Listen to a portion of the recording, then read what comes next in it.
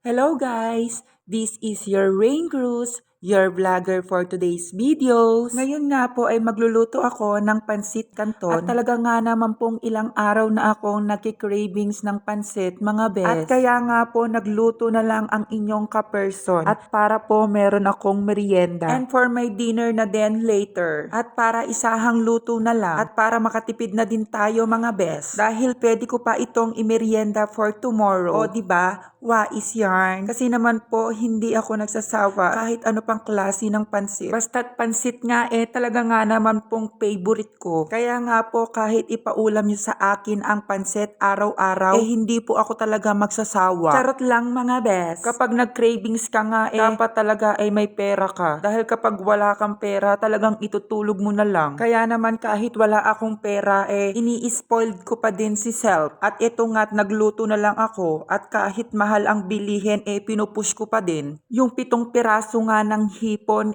umabot na ng 140 mga bes. Kung pansahog ko ngang lempo, 100 na ang isang piraso. Kaya naisip ko, hindi pala ako nakatipid.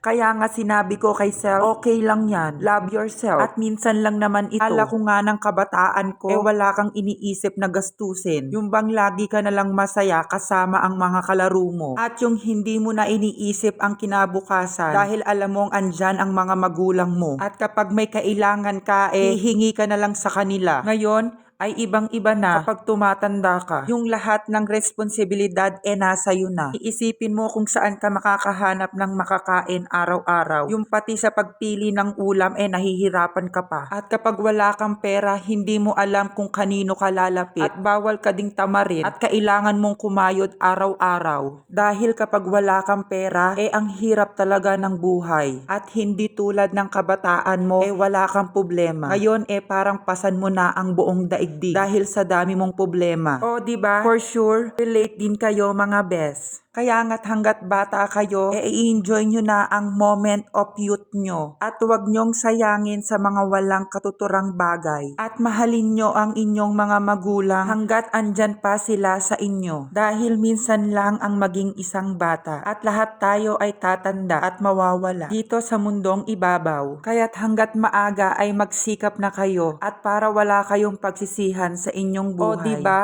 Ang hirap tumanda, taga-advise na lang tayo sa mga kabataan. Ganon talaga mga bes. Naranasan na natin yan Kaya kayong mga kabataan, makinig kayo sa inyong mga magulang. Dahil danas din nila yung mga ginagawa nyo ngayon. Kaya kapag pinapagalitan kayo, ay para din sa inyong kabutihan. Kaya huwag kayong pasaway dyan. At darating ang panahon ay tatanda rin kayo. Balik na nga tayo sa aking niluluto. Alam ko cooking vlog to, pero nauwi sa pagiging advisor mga bes. At ayan nga'y kaka-throwback Thursday ko at kaka-advise ko patapos na pala ang aking niluluto. At lumagpas na rin ako sa aking 3 minutes video. Siguro kapag kinuwento ko pa sa inyo ang aking nakaraan, baka abutin tayo ng 365 days. O ayan, salamat mga kalalabs. Hanggang dito na lang. Thanks for watching. Bye-bye!